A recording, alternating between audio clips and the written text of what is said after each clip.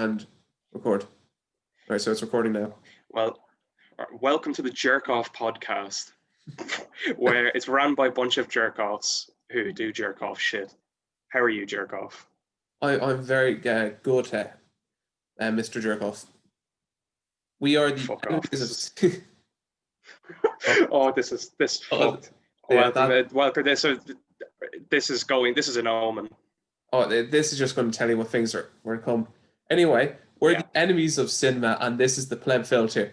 It's essentially a podcast where we just kind of talk shite about movies, especially kind of like just categorizing it sometimes, like today we're going to be talking about, in chronological order, the first 6 Martin Scorsese films. What did you think about them, doing it? Well, first of all, we're including anything above 40 minutes, since apparently anything below 40 minutes is considered a short film. Above that is fair game, and we're leaving out. We're gonna in this like little retrospective. We're gonna leave out any mini series or really long documentaries, or we mightn't. We'll do it on a case by case basis, regardless. But we're mainly focusing on any movies or not too long, not short film documentaries. Yeah. So the best place to start is at the very beginning, with Martin Scorsese's first film, Who's That Knocking at My Door? What did you think of it, Sean? You see, you can kind of tell it was made as originally as kind of like a short film, like a short kind of student film. And you can kind of tell with how some of the scenes are kind of like added in almost for like the full feature, in my opinion anyway. Like I thought I don't know what you mean by that. What do you mean? As in, like, it was originally shot as kind of a student short, and then like over the course of 3 years it was gradually expanded. And I think there's just a few scenes that are kind of almost filler a bit. I think like B-roll. What? Like B-roll. Yeah, exactly. Like the opening, I thought it was a bit slow to start, but like obviously he's just kind of trying to like set in the scene. But one of the things I liked about it was the music at the beginning. Okay, all of like the blues and doo-wop. Yeah, I really enjoyed that. There was actually one shot that I thought was really great, kind of with his use of music anyway. You know the shot where it's like all music and they're all messing around, and he's got the gun kind of like pointed to the guy's head, and they all kind of like leave out of the room. Oh, there's like a montage of exactly. of a fucked party they were all having. Yeah. I thought that was good. One thing I definitely noticed, this is one of those movies where nothing happens, and that's okay. It's a movie where you feel no different as you did at the start than you do at the end. So one thing I noticed watching this movie, so 1967, we're in the height, as far as film periods go, we're at the height, or I should say the where it's starting to really kick off, the start of the American New Wave film movement, or New Hollywood, where the whole I deliberately didn't talk to you about this so I could explain it to you. So it was started, the first film that people say it was started at was Bonnie and Clyde. I can't remember what year that was, but it was like late 60s. But even I would argue that the style had its roots with Hitchcock films, Alfred Hitchcock films, because the like defining parts of the style is like, it's stylish for a start. It's the director has a sort of auteur relationship with it. All of his or her ideas like that are directly projected onto the film, and usually the films have deliberately grim or poetic or meaningful endings. But usually they have bad endings. Essentially, that's something that you'll notice with. I would imagine a lot of these films have bad endings. And when I say bad, I don't mean quality-wise. I mean, like, as far as catharsis goes, they're deliberately subversive of the older golden age Hollywood happy ending. Yeah. And also one thing I noticed is, so it's definitely, he's taken a lot of inspiration from the French New Wave of films, which is another thing I didn't tell you about. They kind of started this whole like director directly influencing the movies, and them being like from their brain, from their soul. We'll get to. I don't want to go into depth on that because I will be here forever. But a small aspect of that, and I want to stress that it's not a primary aspect of that movement. A very small aspect of that is deliberately subverting film conventions, usually through very light fourth wall breaking sequences. And they also make a good bit of use of a film technique called montage, which is not what you might think it is, which was started in like the 20s, I think, in Russia. And Scorsese uses all of these little techniques. One of the little like fourth wall breaking things, there was like a cut in this movie I remember. Also, you're gonna have to forgive me because I took a few notes as I was watching these movies, but I lost my copy with all of them in it. I thought like out of all of the podcasts I've tried, I'd be more organized with this one, but clearly that's not going to work out, and that is an absolute sign of things to come, I think. So wait until we get on. There's a scene where Harvey Keitel points a finger gun at someone, and he goes like, and as he's like pretending to shoot, an actual gun sound plays, and like an actual like sound effect plays, and then it's a hard cut. I don't want to be. I noticed that too, but that's not this movie. That's not. Oh shit! That's not this movie. No, it's not. That's one later on. Fuck. Okay, well, you're gonna have to remind me. All right. Well, there you go. Like I'll remind you. He takes it. So, I suppose that brings us to. We should probably say what this film is about. And my honest answer is kind of nothing. Yeah. What I kind of noticed is that, as you're saying, with all the like techniques, I think Scorsese really has a personal touch with this, because one of the things that's kind of covered in it, right? So the story is essentially, Michael's right. There's kind of like nothing really happens, but the most like important fact is that a kind of a boyfriend finds out that his girlfriend has previously been raped, and he can't deal with it. He just can't, come to terms with it. And I think that really kind of indicates, Scorsese kind of grew up in this kind of like macho and like where the Catholic Church is heavily invested in kind of Italian-American families.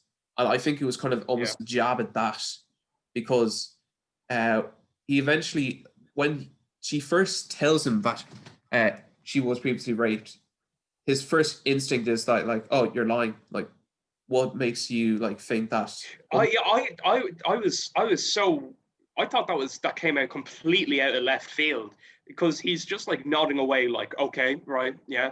And then the second she says that she was raped, Harvey Keitel's character goes from 0 to 100. Like, how do you expect me to believe that, huh? It's a load of bullshit.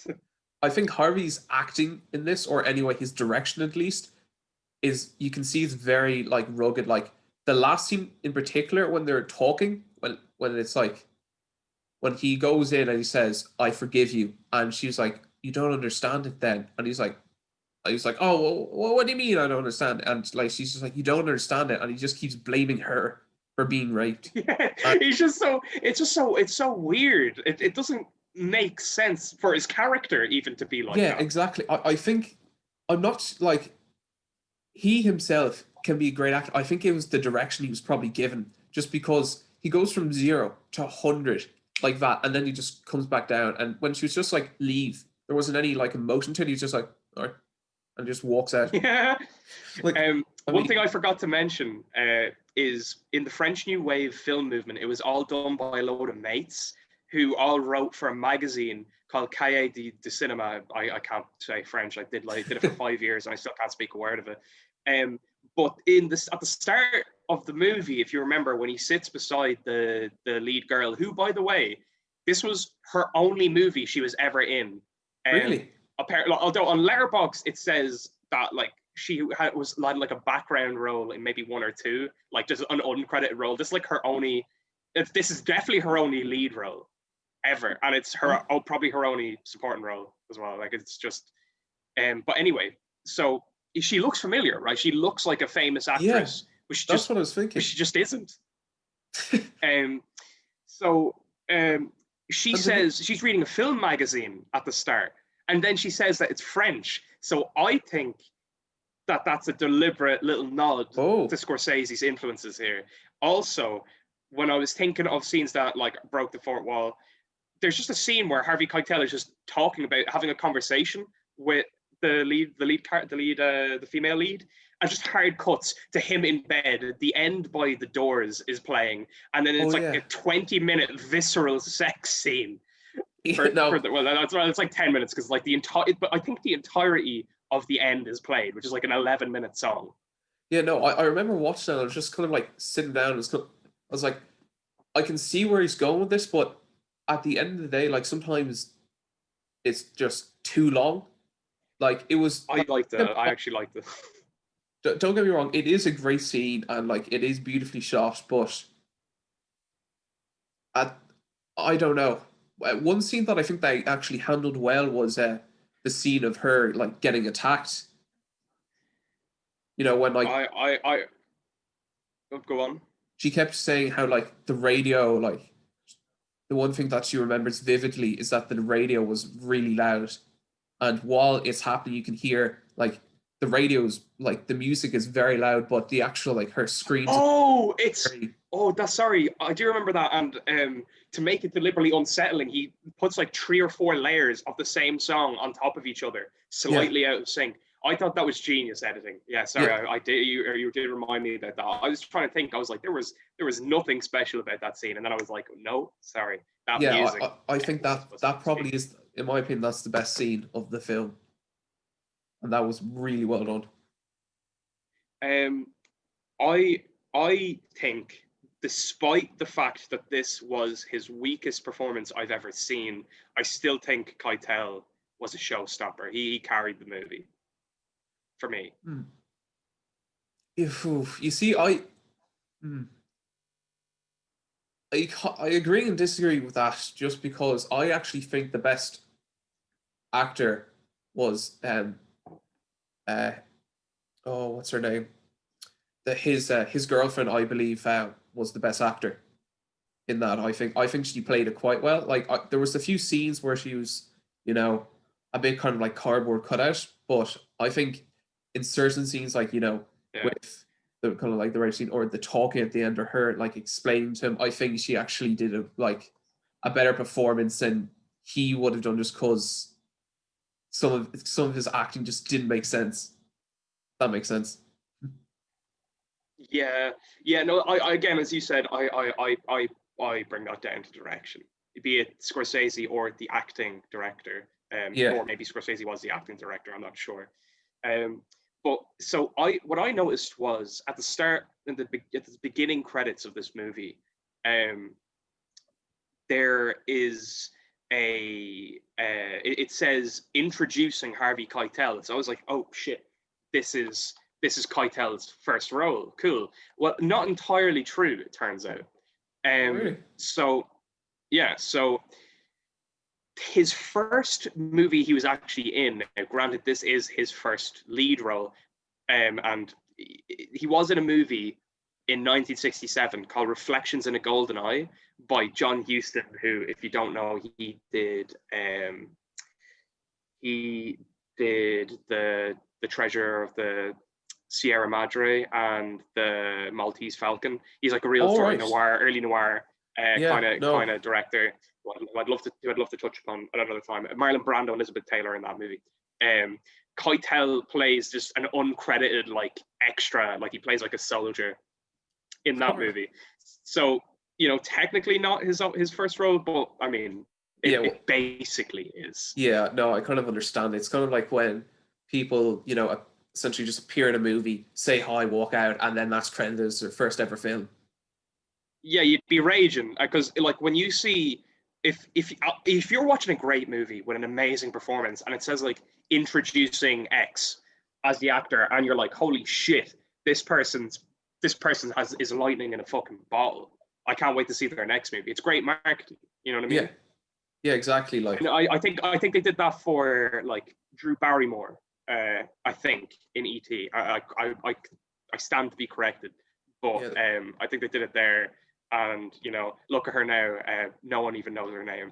exactly, No, that's exactly. Like, that's a joke. That's a joke. But I mean, I haven't heard anyone say Drew Barrymore besides me right there in like 5 years. So no, yeah, I completely understand. Like, what I find even funnier sometimes is when, uh, like actors have really, really awful like beginning movies or like in general just awful movies, but then they've got like one or two absolute gems and people just know them for that. do you have an example off the top of your head? Hmm.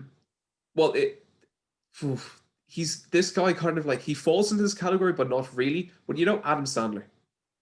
I think Okay, Adam right. Sandler is actually a decent actor, and he's got a few really good movies. But That's not like a divergent opinion anymore. really, People have finally come around to this way of thinking, like because you're gonna have to look at an OG Adam Sandler acceptor here because when anyone who watched Punch Drunk Love, oh, that's a um, brilliant film. like but we're talking before Uncut Gems because Uncut Gems with that coming out that was the explosion that Adam Sandler needed to prove he is a great actor. He's just being an arsehole. And Yeah, before that, now I didn't see this movie, but before that, I think it was 3 years before that, maybe two. Um, the movie The Merowitz stories with Ben Stiller and Adam Sandler came out by Noah Baumbach, the guy who did most notably did Marriage Story, which was nominated for Best Picture all right. and last year in last year's Oscars. One of the best films that year, if I'm to be so bold. So bold. But he's in that, and apparently he's great in that. And I reserve my judgment until I watch it. But I'm kind of sold. I'm kind of sold already. But people still, though, in the general, if you talk to any number of your friends who maybe they wouldn't watch many movies, or maybe they do, right? And you go, but they haven't seen either Punch Drunk Love, Merowitz Stories, or Uncut Gems. Maybe there's another one I'm forgetting. They will still go, you actually like Adam Sandler? Are you thick in the head? And then there's the other side, who are like, like the late 80s to early 2000s, that space of comedies. There's always those people who are just obsessed and only watch those comedies. I'm talking Happy Gilmore, The Water Boy, Little Oh, Nicky. Their favorite film of all time is fucking Little Nicky. oh Um, no, no! I heard no. I heard the greatest idea for a remake of all time. Imagine, imagine, right? Forrest Gump, but it's Adam Sandler's Waterboy playing it. that's horrible. It's That's so, horrible. it's so fucked. But it would be. I'd pay to see that. It would just be the like worst fucking film of all time. But I I don't even want to talk about that. Anyway, I think we should come back to yeah, who's that to what knocking we're on actually heaven. talking. What's your So final kind of say on the movie? Like, what would you give it maybe out of 5 stars? um I'd give it a light 3 stars, and I do mean light because I was on the verge of giving it like a 5 out of 10, but there were so many good parts that I thought I'd be generous with it and give it a light sort of 6 because I have to say while the movie had great moments and obviously I love Harvey Keitel, the soundtrack's amazing. It's shot in stylish black and white as well. It's not like that's not a it's a deliberate choice, I believe. Um, Although I'm not too sure about that because right after his next movie, which we'll get to, Yeah, also is shot in black and white, and it makes me feel like it might have been a cost thing. But we'll see. Overall, I'd give it a 6 out of 10.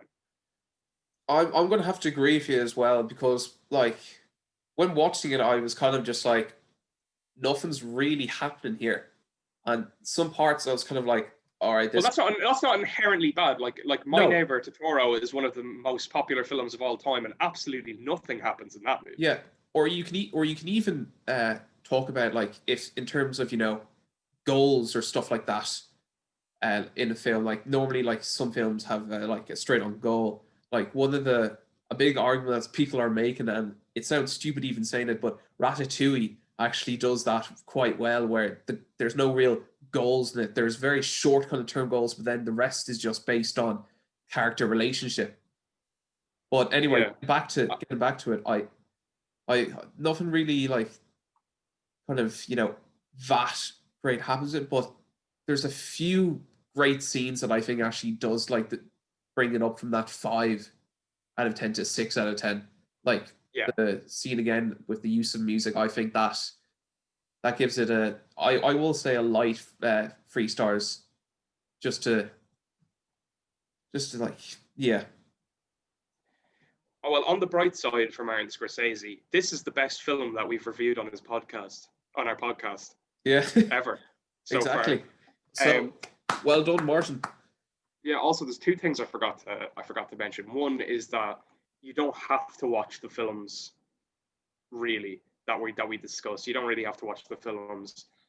Obviously, I would recommend it because I think there would be a lot of jokes you wouldn't get, a lot of discussion that out of context mightn't really mean much. But at the same time, I want to have a thing where if you're not arsed to watch a film that we tortured ourselves by watching, I want you to be able to maybe not as a substitute for watching the film, but at least to maybe give you an idea, like maybe a little review in a sense with like light spoilers.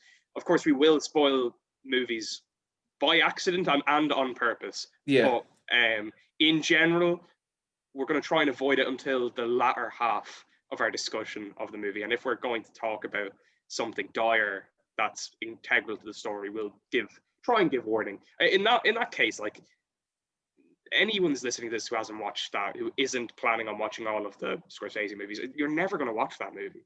yeah, You're yeah. never going to watch that movie, and also nothing happens in it, so there's nothing to Yeah, and spoil.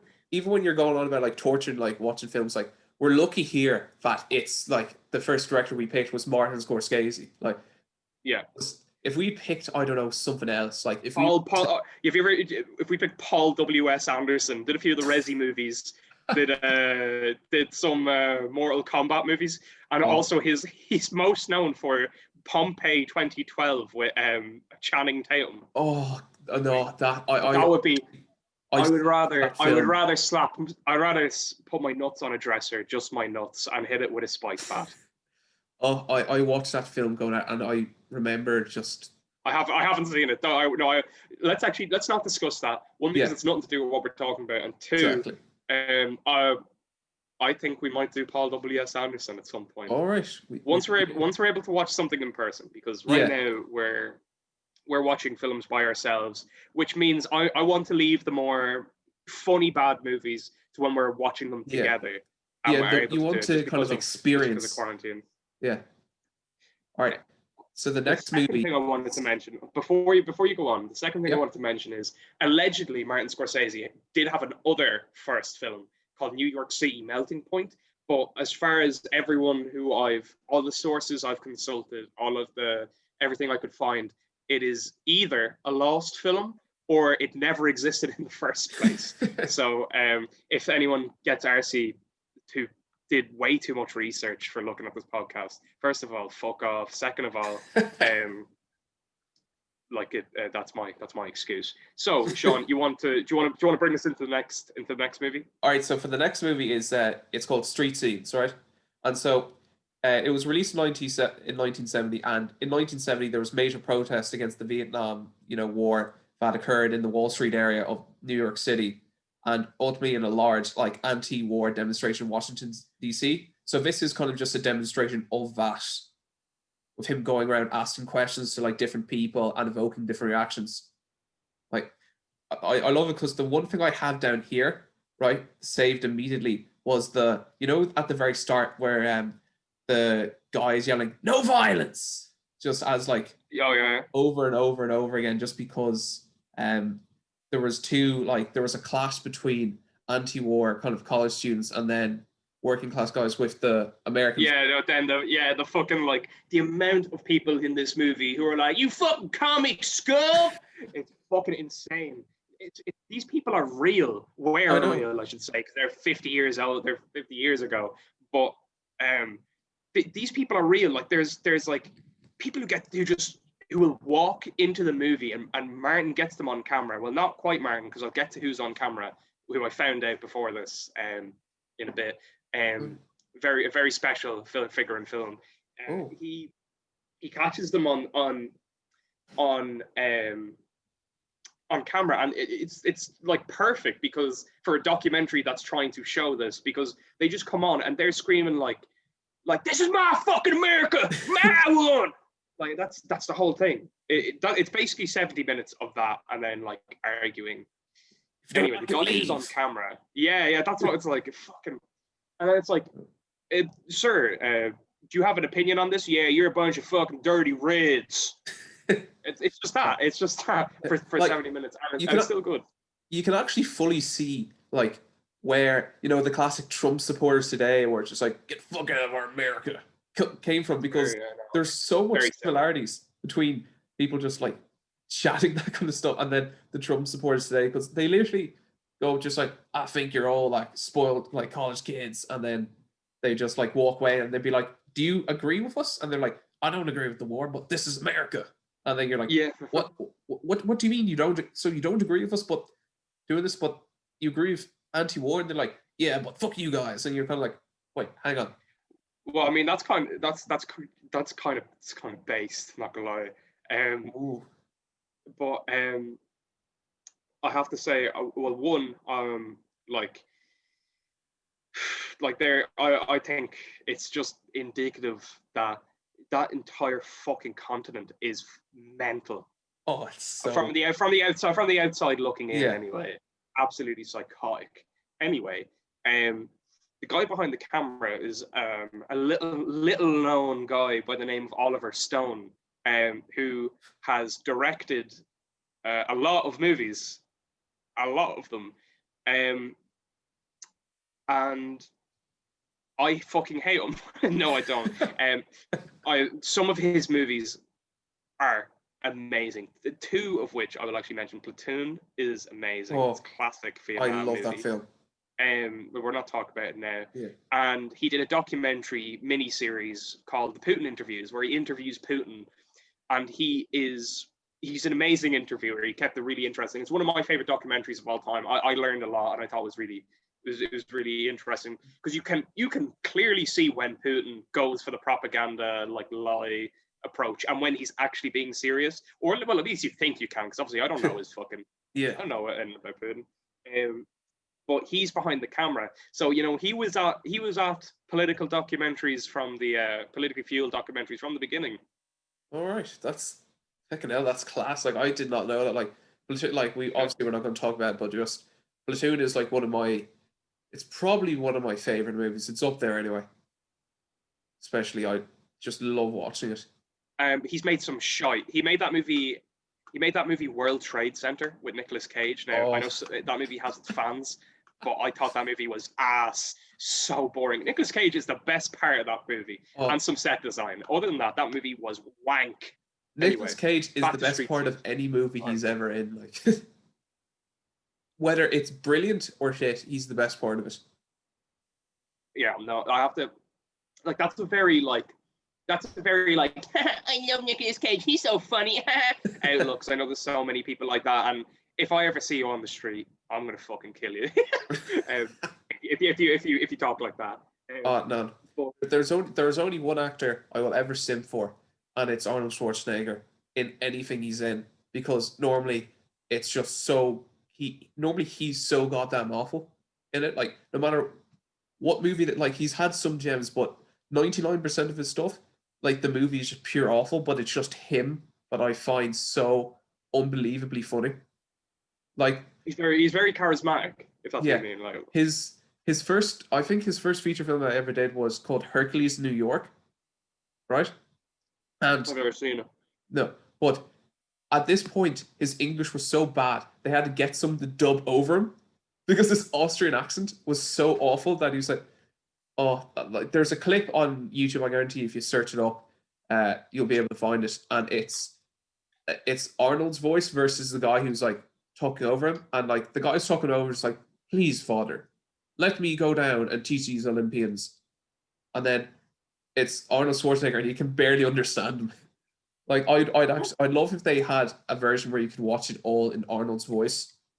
Because I'm pretty Kind of sure like that majority movie of Clue. It's just like multiple different versions of the movie. it. There are these different versions, different theaters. Anyway, getting back on to the actual. I've been trying to put this back on rails for like half an hour now.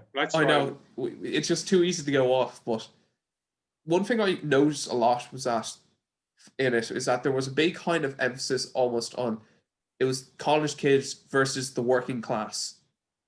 That constantly kind of like came up because anytime like they were talking to him and like he was asking for opinions, they'd be like, "Oh, ask the bus driver, ask his opinion. Ask the police guy, ask the policeman, ask his opinion." Like because they like that's what he was saying that he was trying to. A lot of the people tried to say that like Scorsese was trying to evoke the like reaction that they wanted to on the No, they were right. No, I have to say, yeah, there was one person on the documentary who was like, "Did you really expect to get a different answer out of that guy?" Like they asked some very clearly shaken like World War II or Korean War vet, like what do you think of the war? And he was very obviously a huge like like Bible thumping patriot, and he was just like he was just like, "I want to go and kill gooks," and like that was it. Yeah. And like they're like, "What, really?" And someone's like, "Did you really think you were going to get another answer?" And he's right. I think that guy's right. Like, yeah. I think there's not much wrong though with something like this. It has a very defined goal. Yeah. And like they're trying, and they're obviously they're stacking the cards. They were stacking the cards in their favor. Like it's not trying to be like a Ken Burns documentary where it's meant to be 360 degrees sort of looking around. It's very they have an opinion and they're trying to push it. Yeah, exactly. You could clearly tell that it was being shot at a certain angle, but at the same time, you can also see like when at one point in the documentary, their camera actually gets grabbed off them and they get like beaten up.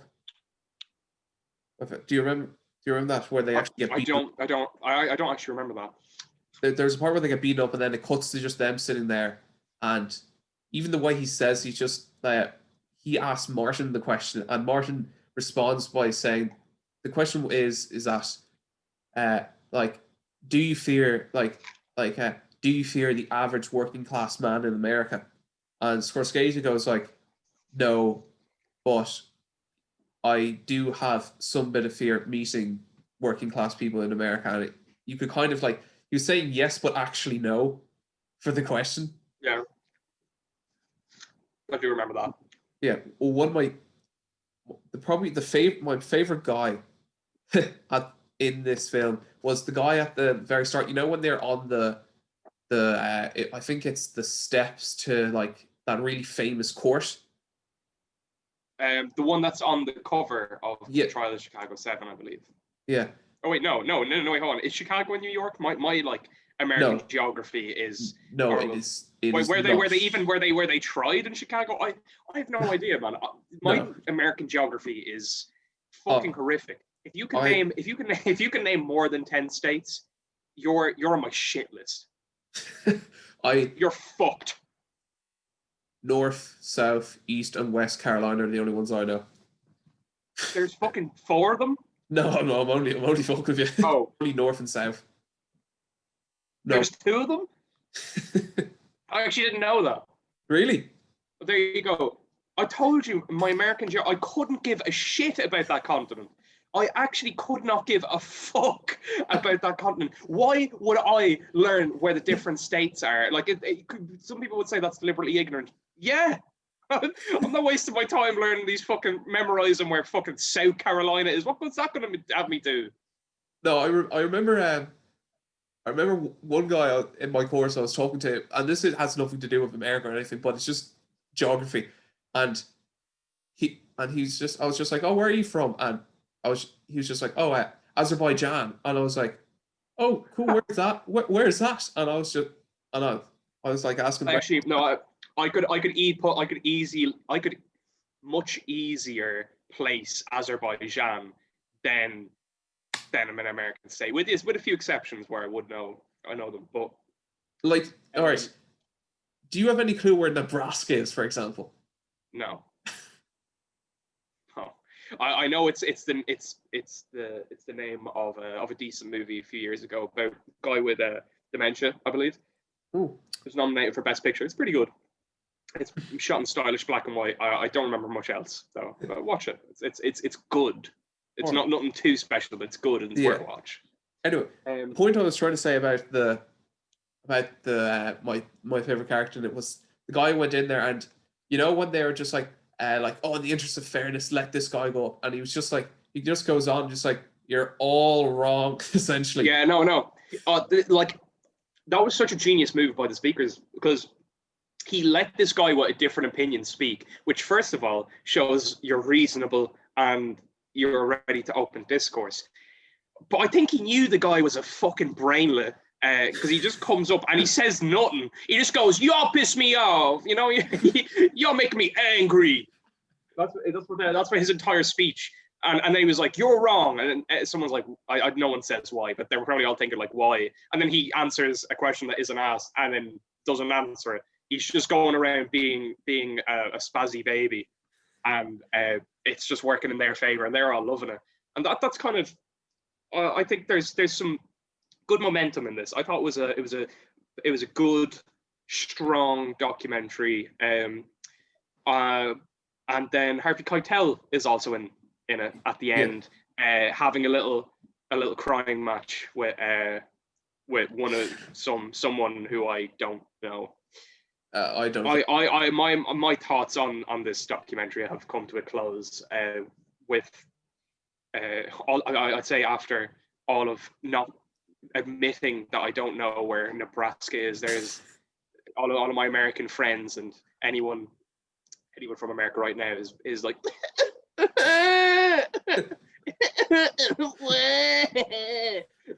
where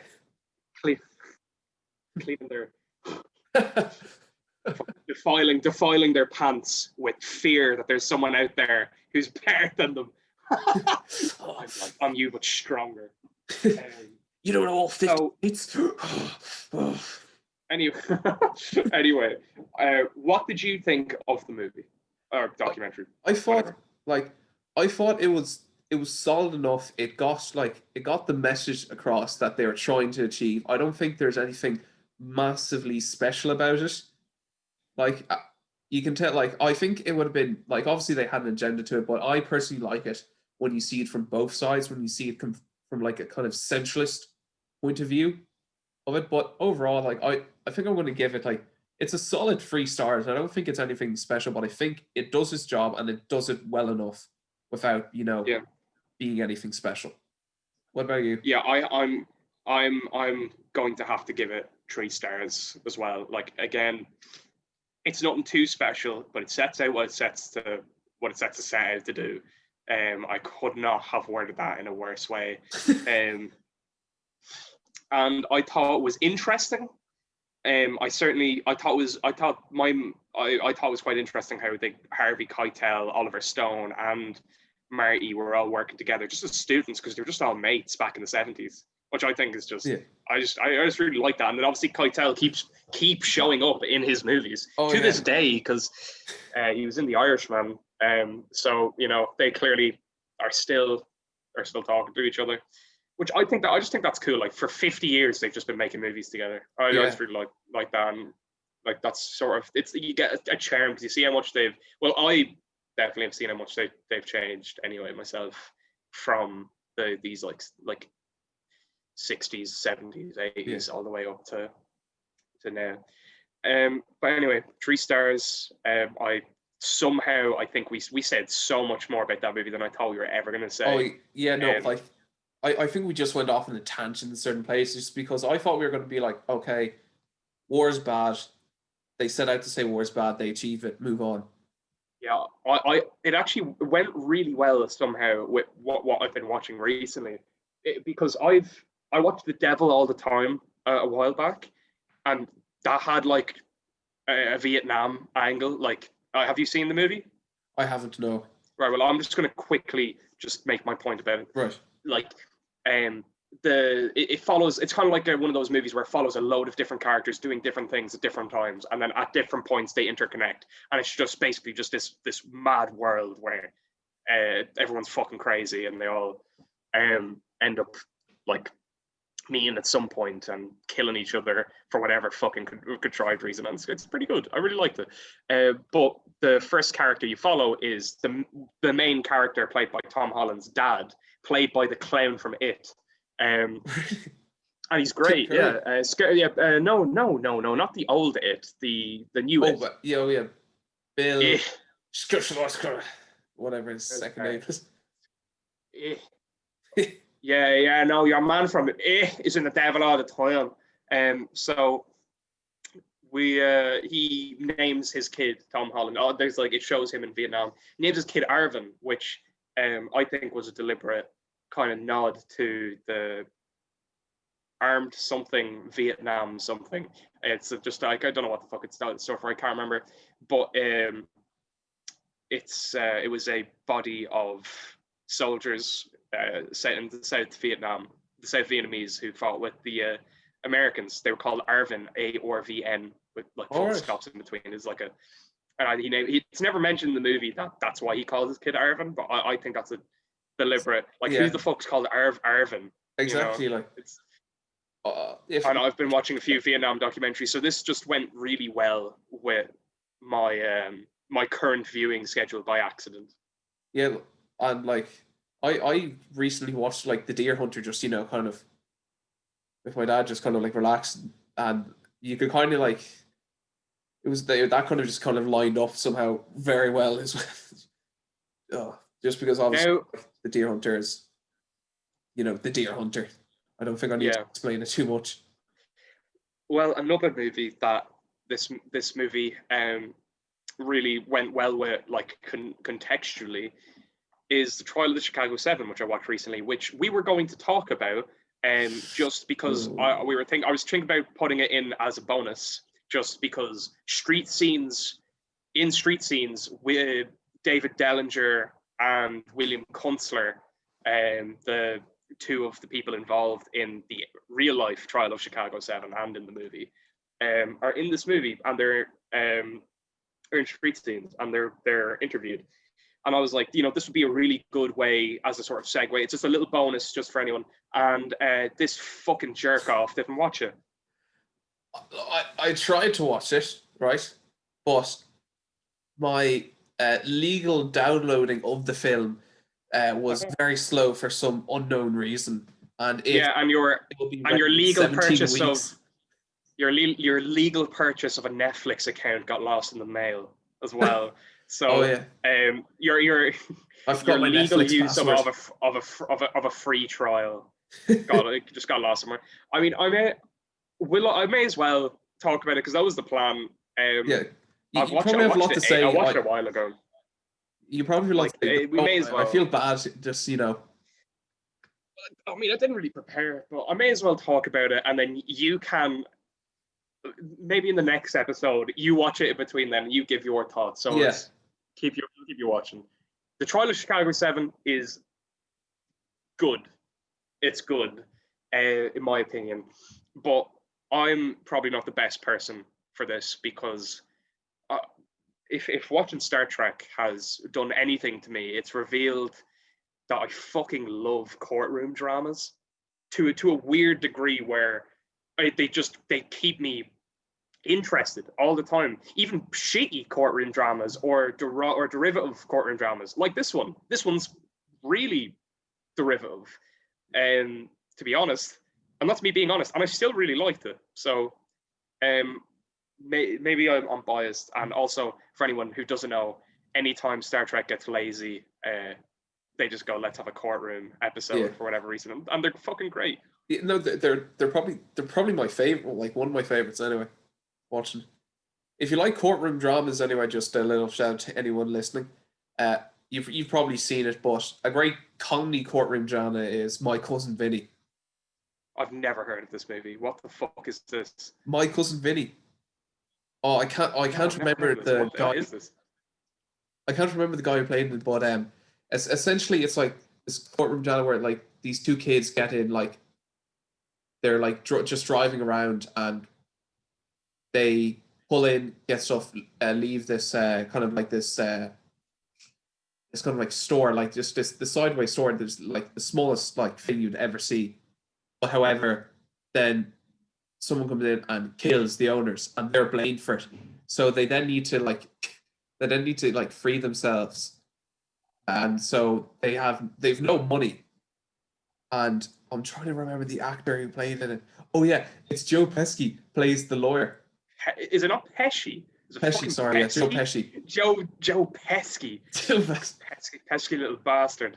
I just looked. Here's a little fact about Joe Pesci. One of the first movies that I saw him in, because when I was young, I didn't watch like a lot of stuff like Home Alone and stuff, and I hadn't watched Goodfellas at this point. I was at my friend's house, and we were watching Lethal Weapon 2, and I'd never seen Lethal Weapon 1, but we were watching Lethal Weapon 2, and Joe Pesci plays like this fucking crazy little just this crazy guy who's like kind of like a police informant, and I barely remember this movie, but I remember he said something not funny, and I turned to my friends and I said, Joe Pesci was the world's first Redditor, and I don't know where it came from. No one's talked about it. None of my friends. I haven't mentioned this to all of my friends. I just thought about it right there. So I just turned, and with a dead face, I just said Joe Pesci was the world's first Redditor. Oh. I'm telling you, you actually need to. You do need to watch that. He's like Joe Pesci's great in that. In My Cousin Vinny, it is quite funny. Right. Well, I'm going to try and finish talking about the trial of Chicago 7 first. Yes. Yeah. Before we get derailed again. Yeah. So Sacha Baron Cohen is in it, and he's marketed as like the main character, and he kind of is, to be honest. But it's tonally so not on point. Like it goes between a weird comedy, and then a courtroom drama, really serious, and then there's like racial aspects now, and then it goes back to laughing. And while there's nothing inherently wrong with jumping between all of these stuff, you also have to do it well, which I don't think this movie does. And I still like it. I like it despite its flaws, and I'm going to admit that. Joseph Gordon-Levitt is in it, and he's finally back, it seems, because he's kind of disappeared off my radar until maybe like 2016, where he was in the Oliver Stone film, since we were talking about him earlier, Snowden, where he plays little known computer user Edward Snowden, little known gamer called Edward Snowden. So he was in another movie recently, and of course it's gone right outside of my brain, but forget it. He's in this, and he plays the prosecuting attorney, and I think he's like one of the better parts of the movie, because he's supposed to be, he's like not fully into what he's doing. Also, Michael Keaton is in it briefly as well, who I also forgot existed. Despite him being in a shit ton of movies recently, every time I watch a Michael Keaton movie, I'm like, damn, he was pretty good in that, and then I forget he exists as a person until I see him in the next movie. That's like me and Michael Caine for some reason. No, I always. Yeah, I never forget. I never forget Michael Caine. I always forget he's a human being until I see him in the next film, and they're like, oh shit, Michael Caine's in this. Anyway, so the fella who directed The Trial of the Chicago 7 and wrote it also wrote a few other movies like Moneyball, if you saw that, with Brad Pitt. He wrote The Social Network. He also wrote A Few Good Men, which I haven't seen since I was very young, but that's another courtroom drama, and it really feels like he's clasping onto an old magic, which I don't think he fully got. And I've been very critical of this film, and it deserves the criticism. It is a decent at best film. Like, it's not going to be anyone's favorite of the year or anything, but I thought it was fun. I enjoyed it. It's on Netflix. It's easy to watch. Follow the Chicago 7, light 7 out of 10. There you go. That's my thoughts, and you can continue that in the next Yeah, episode. I'll eventually get my free Netflix pass in the mail, and then I'll watch it then. Mhm. All right. Well, we may as well talk about one more before we do a break. Yes. Boxcar Bertha. What did you think? Oh, first of all, what's the movie about? And then tell me some brief starting thoughts. Actually, Right, so- before you do, I wanted to mention, have you noticed that Martin Scorsese has a cameo in all of his films? I never noticed this until recently. Neither did I. I knew I saw him in a few like shots here and there, but I didn't think he was in all of his films. Well, I'm not sure if he's in Who's That Knocking on My Door. I have to be honest, I didn't see him, but I did see his mom. Did you catch that? No, I didn't actually. No, his mom. So do you know when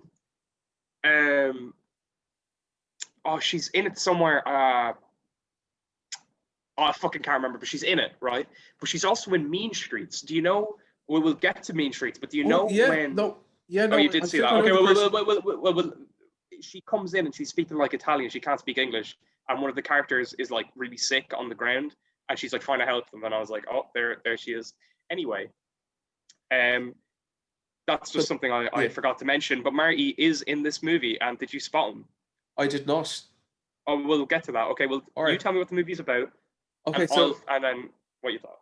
All right. So it kind of it very very loosely adapts the autobiography of Bertha Thompson, and it kind of portrays the adventures of her in the Depression era as a criminal following the tragic death of her father. So after her father dies in a plane crash at the very start of the movie, she joins. Which was so dumb. I have to like that was so dumb. Oh.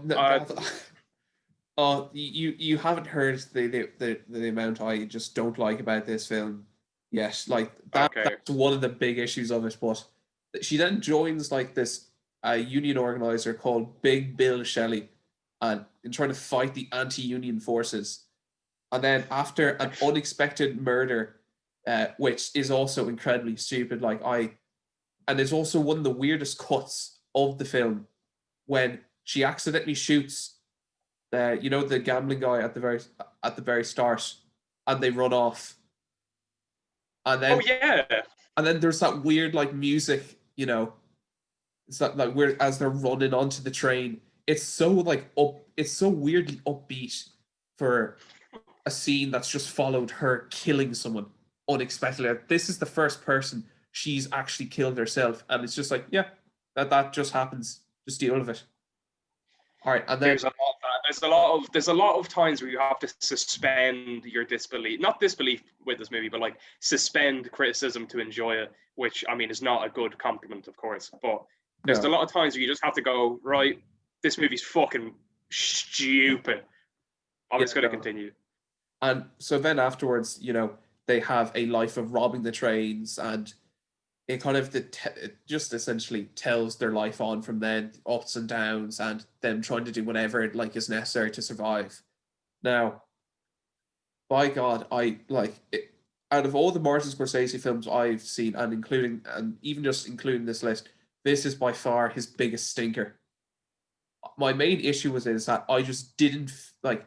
There was only one character I liked, which is the guy Rake, the brown fella who's kind of with their gang. I thought his name was Vaughn. I thought his name was Rake, wasn't it? Hold on, you continue. All right, okay. But his name was Rake. What the fuck? Yeah. Wait, Rake. Wait, hold on, no. Hold on, wait. Rake.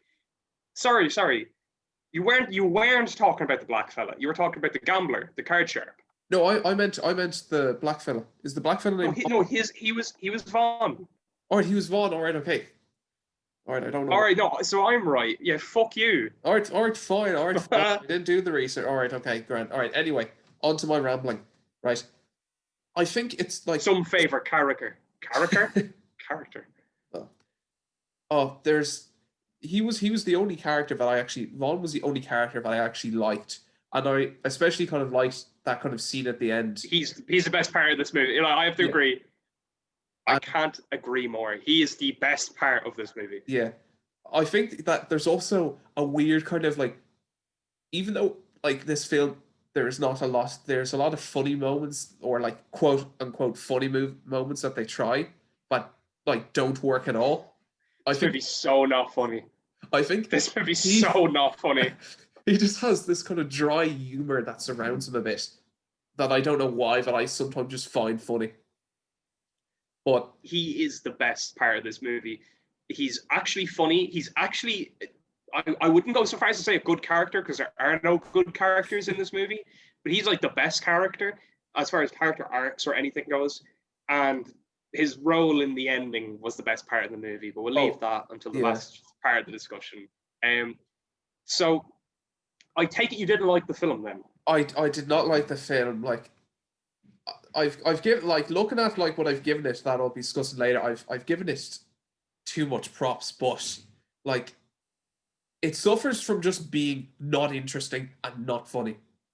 That's it's too like as vague as that sounds, that's just what it suffers from. Like, there was parts watching it where I was just like, for fuck's sake, like, just bring back Vaughn into this. Like, there was one or just cop on Marty, you fool, you fucking dozy prick. there was a few good scenes. Like, one of the scenes that I liked, was the jail scene where like they're all kind of locked in together, and that was decent. And he was like hugging Vaughn. He's just like, oh, he likes black people. Let's shoot up every black guy. And I was kind of thinking, I thought that was a bit funny because they were just like, oh, he likes black people. Let's just shoot everyone else for some reason. Just him. Like, if they wanted to like prove a point, shoot them, but they just shot everyone else who was doing nothing in the jail. I'm kind of like, that just defeats the entire purpose of it. And also, something that I found incredibly weird as well is that it's supposed to be an autobiography of like Bertha Thompson, right? Like, very loosely, right? But well, just a biography. Otto would mean that she wrote it herself. Yeah. Like, it's based on the auto biography. That's. Oh, sorry. That's what you meant. Okay, right. Yeah, that's what I find weird, is that it's based on, like, loosely on the autobiography of her, but it rarely like follows her completely. It can just jump sometimes randomly where she's just not in the movie for like 15-20 minutes, and then she is not the main character. I wanted to say that she is not the main character until the last like 20 minutes. The movie's called Boxcar Bertha, and she's just there. She sleeps with the occasional man. When the shit hits the fan, then she becomes a prostitute, and then the film actually follows her. Other than that, they follow the group, and all of the other characters are given more screen time. And they're all better characters, because Boxcar Bertha is a shit, uninteresting character. She is so bad. Oh, I can't even begin to, like, it's just, like, I what other emotions does she have other than I'm sad or I'm horny? Those are the only two emotions she exploits for that entire film. I'm angry. Oh yeah, I'm a bit perturbed. She has such limited range of just like emotions, and it's just unbelievable. Well, I don't know if that has anything to do with the actress. I apparently have seen films that she's in, but I didn't recognize her. So I think I do know what she was in. Yeah, sorry. So she's in Hannah and Her Sisters by Woody Allen. Woody Allen, I hate him. I could beat him in a fight, definitely. And he'd just be like, oh my God, you're so much stronger than me. Oh, if only my movies were anyway as good as your Two Fists. So, I will stand by his movies, despite me hating some of them, disliking a lot of them, and hating him.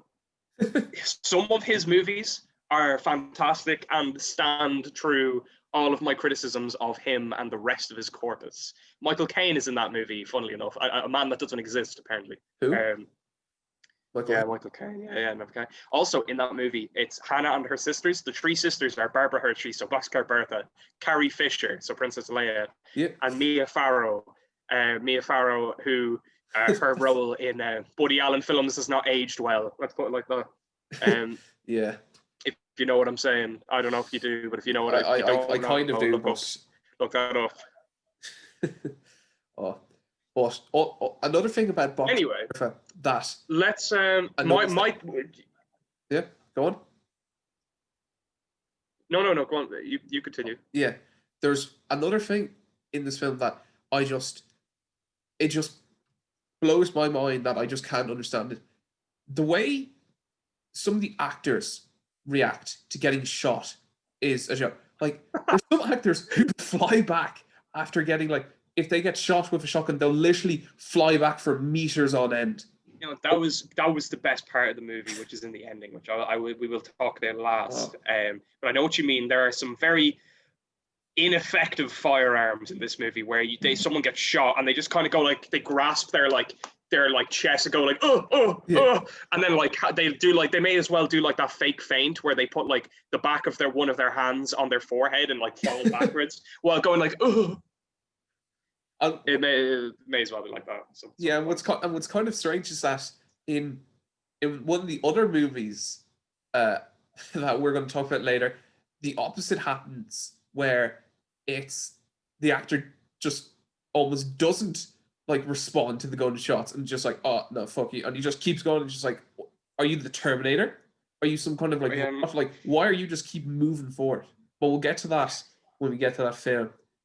Oh, this film is just like, I'm trying to even think of like different scenes just to critique, but it just kind of all sucks. 40 minutes of just absolute poo. It's just you're watching there and you're just thinking, oh god, like could something interesting happen? That's really it. That's all I can really. Well, actually, we can talk about the ending now. No, I think I'll come in with my thoughts of the movie, which a lot of it has to do with the ending, which I'll get to. We'll talk about that just very soon. I thought this movie was shit, and I still enjoyed it. I thought it was really fun. So this film, which I didn't expect, right, because I was going into this film and I was like, this is going to be 2 stars, man. This is going to be just a smelly fart of a movie. And I came out with a strong 3 stars. And I'll tell you why. So the movie is an exploitation movie, which was a trend at this point in time, moving on for a while, of just a movie which has a really small budget and aims to sting the box office for as much as it can. It's exploiting something. Usually violence, sex, mental fucking plot lines in some cases. I mean, this is where the whole genre, I don't know if you're familiar with it, I've only seen 1 or 2 films from it called Rape Revenge, which is a very common film in this era. It's a genre where someone gets raped, they spend like 10 or 20 minutes like scarred, and the rest of the movie is them brutally murdering everyone involved. And there's some spins on this genre where like Death Wish, if you ever saw that with Charles Bronson, not to be confused with Charlie Bronson, the criminal, but which I did confuse for a while. I was a dumbass, but so one of his family members gets raped in nearly every movie. You'd think he'd see it coming at some point because it's 5 of them. But he then gets revenge for them. So that was like a little subversion on the genre. Anyway, exploitation movies. There are also 2 other like main types of it called sexploitation movies, which are movies with a lot of lurid sex, and blaxploitation, which is something. One of the most fun movies I've ever watched is a movie called I'm Gonna Get You Sucker. And it's a blaxploitation film. So it's like set in the ghetto, a bunch of gangsters, and it's just deliberately, it's a comedy, and it's really fun. I want to rewatch it, to be honest, but I'll skip over it, right? This movie was an exploitation film. There was a lot of violence in it, a lot of blood, a lot of gore. Not really, actually, but like a lot more than I expected. There was a lot of sex, a lot of nudity, and I didn't expect that from Martin Scorsese. Not the nudity part, like that's in most of his movies, to be honest, at this stage. And violence certainly is, but it's the style in which he did it I didn't expect, if that makes sense. Yeah, no. The moment when the exploitation part of this film comes out to play is the ending, where Boxcar Bertha has been away from all of her friends for ages. They like all escaped and eventually went their own separate ways. She finds Vaughn, the black guy, playing harmonica in a blues bar. By the way, there is blues throughout this whole movie. That's the soundtrack. But it goes jazz at one point when they're in this rich guy's house playing poker. They've like moved up her and Rake, the character who's like a card sharp, kind of a professional gambler. They go to a rich guy's house. And that's the really shitty scene we talked about where Bertha shoots this guy and then they hard cut to them running to the train, I believe. And there's jazz music playing there, really smooth jazz. So I was like, oh, so is Marty trying to, do something smart, like, the black guy Vaughn playing blues? Is that meant to be like Chicago, like not Chicago blues, like sort of the Mississippi Delta kind of blues? So it's kind of like, this is second class citizens, they listen to blues. This is the poor, and all of the main characters blues plays when they're on screen. But then all of the rich, they enjoy this jazz shit. And I was like, is he going to like even attempt to do something like that? No, it's the only time jazz plays in the whole movie. Just that one time. Right. I mean, I can't really expect to see something that I completely made up. Like I completely had my expectations too high in that aspect. And I was just trying to read into it. And not trying to read into it because like I was like, I'm going to see if this is what happens, and it didn't. So I was like, oh well.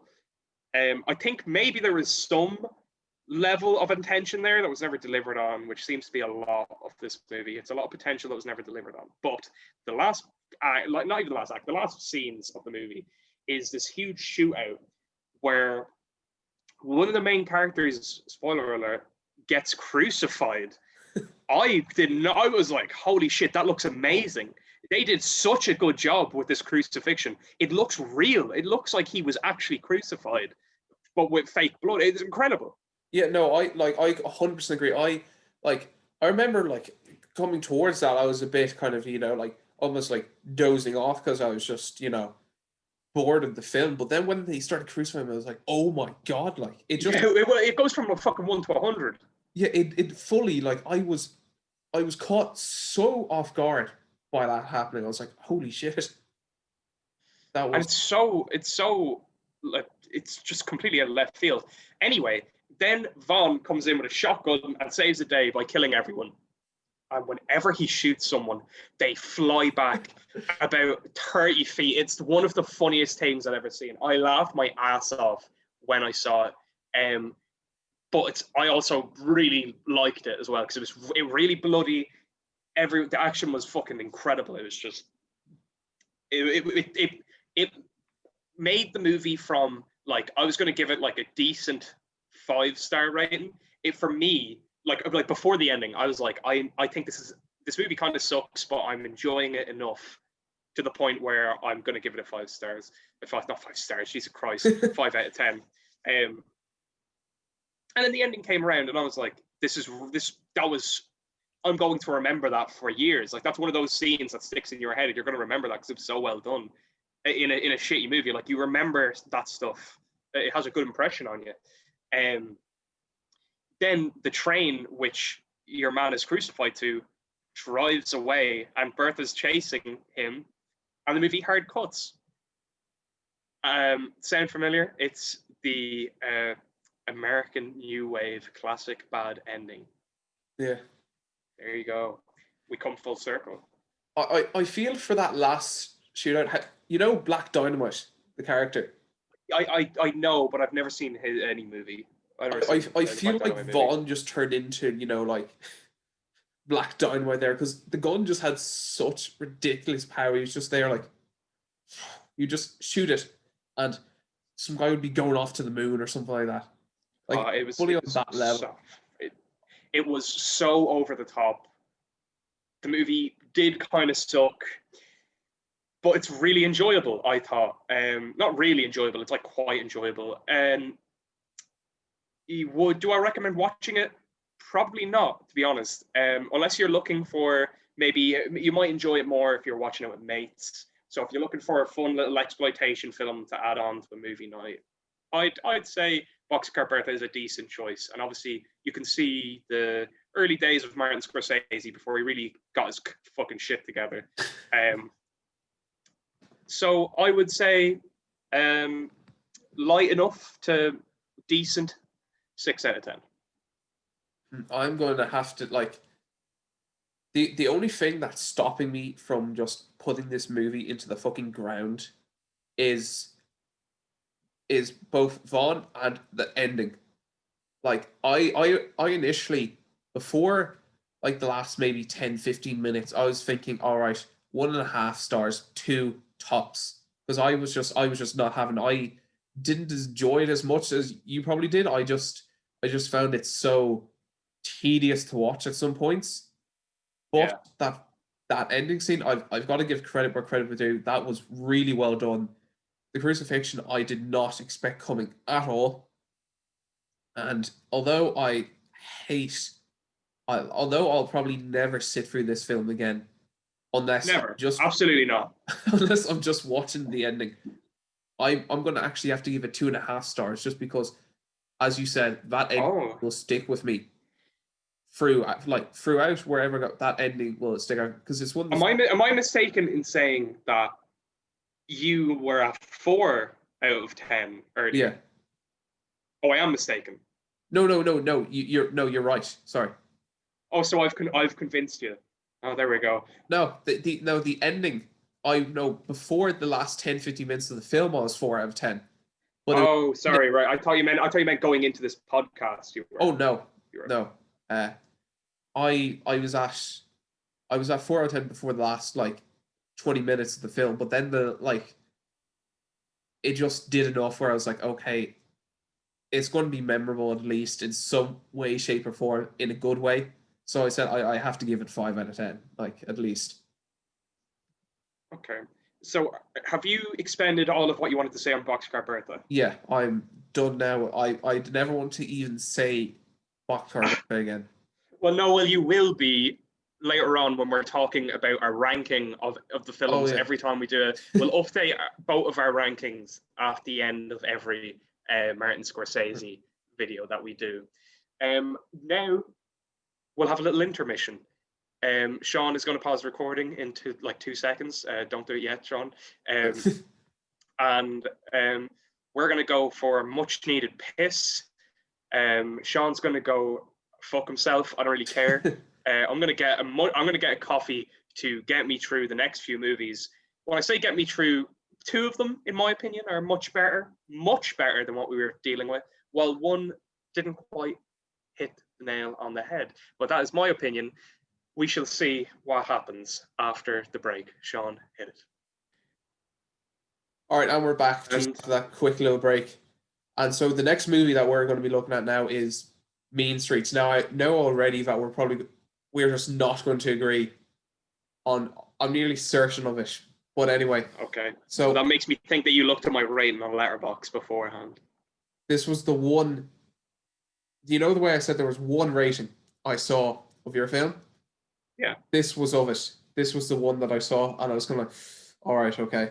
Anyway. But then you know what I think of the movie. Then I know I do, yes. Right. Well. How about do you want me to give a brief explanation of what this movie is and why I love it so much? Yes, go ahead. So for this little any movie that we cover on the podcast will be a movie that we have watched very recently, or one that we have rewatched. In this case, Sean, I don't believe you'd seen this movie before. No. I had. So on my first watching of Mean Streets, I was between a strong 8 and a light 9. I thought the movie was great, but it didn't fully do it for me. And of course, I was not to say I didn't like it. I obviously gave it an 8 or a 9. It was really fucking great in my opinion, but just didn't quite get the big 5 stars for me.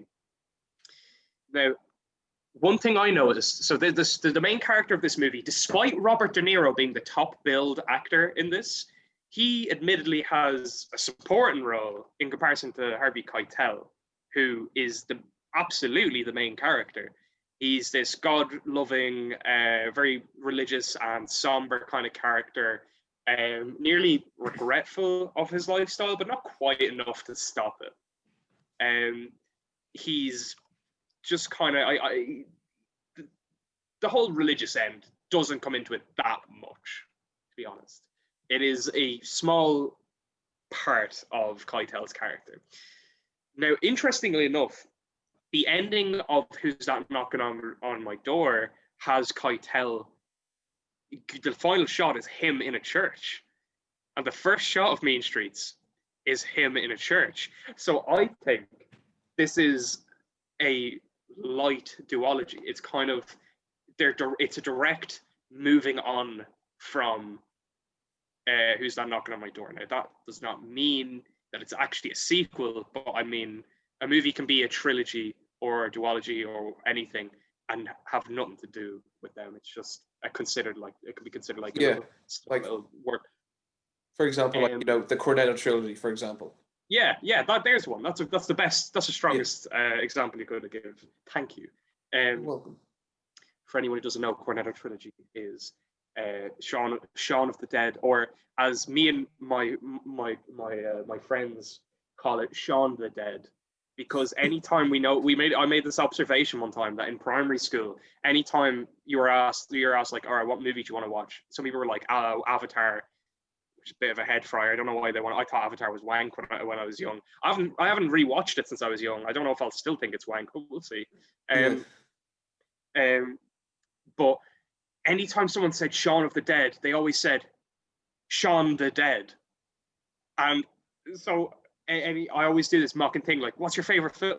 What's your favorite film? Oh, Shaun the Dead, man."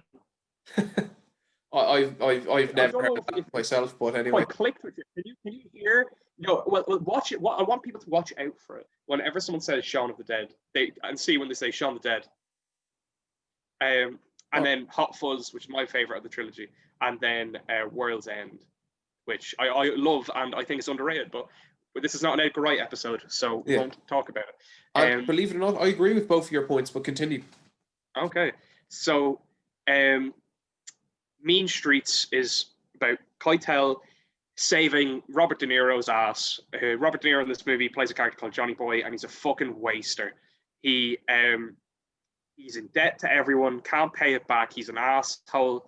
No one really likes him, bar Harvey Keitel and their like immediate circle of friends. And Keitel is desperately trying to get him out of the shits. To further my point that the fact that this might be a pseudo sequel to Who's That Knocking on My Door is the tagline for Who's That Knocking on My Door is Mean Streets was around the corner. Ooh. At least it is on Letterboxd. So there you go. This movie's always seen as like it's usually accepted to be seen as when Martin Scorsese started to come into his own.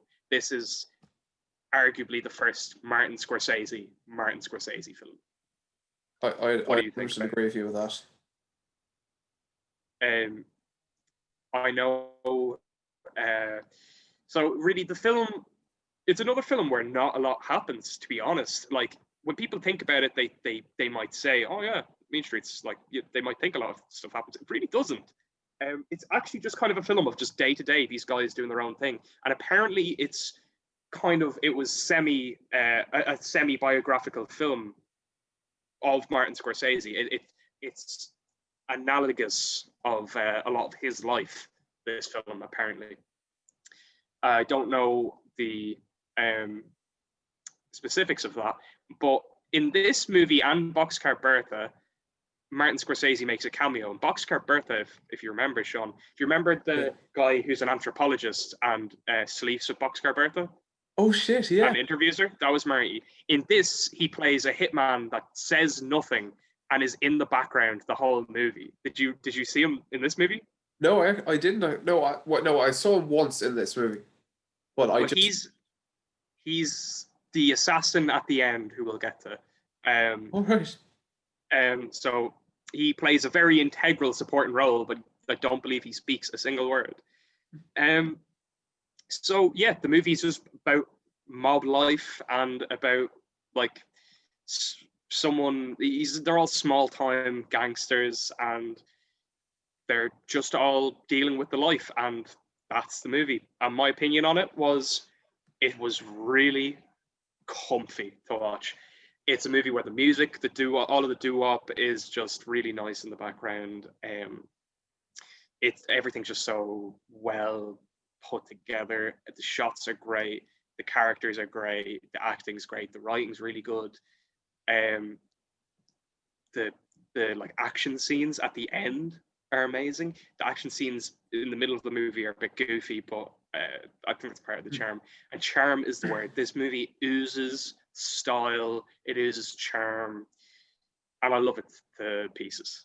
I absolutely love this movie. On the second watch, I thought it was fantastic. An interesting little fact. I always wondered, so do you know the song Knee Socks by Arctic Monkeys? I do, yeah. Well, do you know the part where it's like, yeah. It's like one of the lyrics there, it's like, in the beginning of Main Streets, you can be my baby. I always wondered about that, and I was like, oh, what did they mean by that? Like, because I had watched Mean Streets, and I was like, not once does someone say, you can be my baby. Like, that's how I imagine it. Some mobster like hitting on like young girls, and it's like, hey honey, you can be my baby. It's actually referencing the song, Be My Girl. the song that it would be the song at the start, which is I think it's just called Baby, isn't it? Yeah, it's like the be my girl, be my baby. Yeah, be my little. Yeah, that's no. it. When you immediately said that, Be My Baby like, is what it's called. Be My Baby. Yeah. Yeah, so there you go. And that's the opening. It's like the beginning of Mean Streets. You can be my little baby. So there you go. The little fact. Yeah. Now I'm gonna. I agree with you with so much of the stuff. There's just one aspect of this. Yeah. We'll accept that anything you don't mention for the sake of time is what you agree with me on. Yeah, so how about you just tell me what you disagree with? And this is going to be the one where you're going to be like, here, what the fuck are you talking about? But all right, go on, try me. I think Johnny can sometimes be overplayed as a character. I think in some parts he's fantastic, but sometimes I just find him too much of an ass. Like, he's a complete and utter Weinstein to the highest degree, and sometimes I think he just does that almost too well. I think he almost oversells him a bit. For anyone who doesn't remember, that's Robert De Niro's character, and I'm going to half agree with you, but my counterpoint is that's the point. And he's supposed to be an absolute toe rag, but he's still charming despite being a horrible person, an imbecile, and just his arrogance, but like his charming arrogance is what the whole movie is about, really. I agree with that, but it's a driving force. Yeah, but in my kind of like perspective, the way I said, I think that like when I was watching it, I believe just his utter arrogance and just utter like ability to not be able to do anything overshadowed a bit of his charm for me. There was just kind of an imbalance there that I found. I think that's a fair enough criticism, even if I don't really agree with you. But I think one thing that we can probably agree on is the absolute best part of this movie is Harvey Keitel. Yeah, no, I 100% agree with you with that. One thing that keeps coming up is that Harvey Keitel has been the best part of these movies in a lot of the cases. He's a fan. You see, I'd seen him in plenty of stuff, but this has really been an eye-opener for me. He's now, like, I respect him so much more than I already did, and I already respect him quite a bit. Yeah, he's such a solid actor. Like, going through these films, like, he's just been solid. He's been, at the very minimum, solid in every single one of his appearances. We'll get to it, but I think they did him so dirty in The Irishman. Well, then we'll discuss that when, because I know I'm not going to forget this point because it's my main criticism with the movie, despite me loving The Irishman. But we'll get to that. Yeah. We'll see if I still love it on second watch. Yeah, and there's a few scenes in this film as well that that almost took me out of the movie entirely. Like, I don't. I don't know if they were intentional or if they were just trying like to wake you up or something like that, but there's three scenes in particular, well, or three parts anyway. One of the first parts is any time they went to the movies, like in this film, they immediately, if they were like, oh, let's go to the movies, they'd immediately just cut to the actual film itself, and you'd almost be like, what the hell is going on here? And then it No, that's I'm gonna hard disagree there. That's just not a filmmaker doesn't have to show everywhere where you walk, where a no, character walks. You know what I mean? Like he doesn't have to show like no, five but seconds no, and then be like, this movie's going to be fucking great, guys. Walking in like no, they no, just no. hard cut.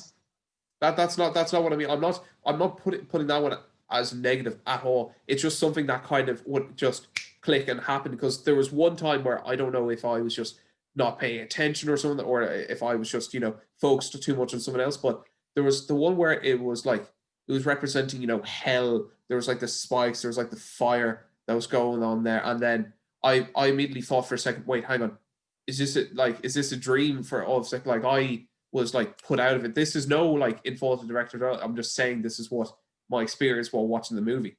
Like, and obviously I don't expect you can't just like literally show people like, oh, let's stand in line, let's get popcorn and stuff like that. But that was just one of the things that just kind of cut out. And But here's another thing. yeah, Here's another point.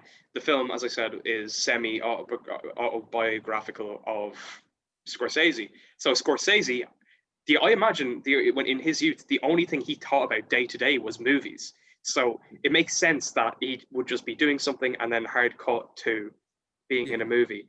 All right, hold on.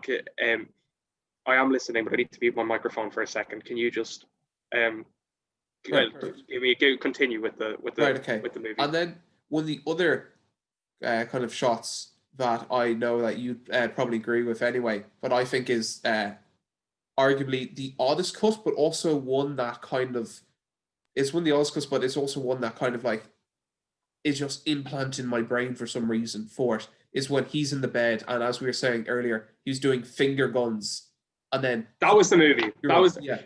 For one, I can't believe I mixed it's it a up. real gunshot and then it just cuts. That's great. Like I think that's genius. I think it is too. I honestly think it is like truly incredible because when he was doing that, I don't know even what my reaction was to it because I had a look and I was like, what just happened there? But I will never forget that scene. That scene's, I would argue, is probably more burnt into my brain than the crucifix scene from Boxcar Bertha. That's a weird, peculiar. Like out of all of the scenes in that movie, that's the one that's burned in your brain, and not the car scene at the end. No, that was my third one that I was going to say. Okay, right. One of the things that I just found, I don't know if I almost found it a bit funny when, like, spoilers for anyone here, but you could see it from the beginning with the film anyway. When Johnny gets shot, the way he's hanging out the car, screaming, I found a bit funny. You know when he's screaming, it's like it is deliberately over the top, that part. I don't think it takes me out of it. I think it fits with his character, and it pushes the craziness of that scene because the whole point is Mean Streets is an unassuming movie where you kind of know something big's going to happen. You never really know when it's going to come, and then it does, and then everything is chaotic. This really calm, really cozy, just gangland movie where it's just people being themselves, having fun, doing their thing, and then it just instantly, in a second, it's like I think it's a message on the gangland stuff as well. Like anything can go wrong in a second. Everything can go wrong in a second, and everything does go wrong. And the guy who shoots at Johnny is Martin Scorsese's character. He says nothing. He blesses himself, kisses the revolver, and shoots him. And the blood effects is so obviously fake. Yeah. And I love it. It's so stylish. That actually added to the scene, in my opinion, when you could see the blood. You're like, oh god, but it's like a hose. Yeah, it's like a hydraulic fucking hose. It's amazing. Actually, another great scene that I really liked from Mean Streets was when like there's many scenes where they're at the bar, but when Johnny like he's buying drinks. He's like, oh, here's your $10, and Michael's just like Michael is the loan shark character yes, in the film, by the way, for anyone who's wondering. and then Johnny pulls a gun on Michael, like acting tough. Yeah. And you just immediately know from that, even though like you don't actually know, like I don't know if like you were able to like on your rewatch anyway, but I wasn't sure if he was going to shoot him or not. I was really kind of up in the air because I was just like, it's not in his nature to shoot him, but at the same time, anything can go wrong. Like anything can happen.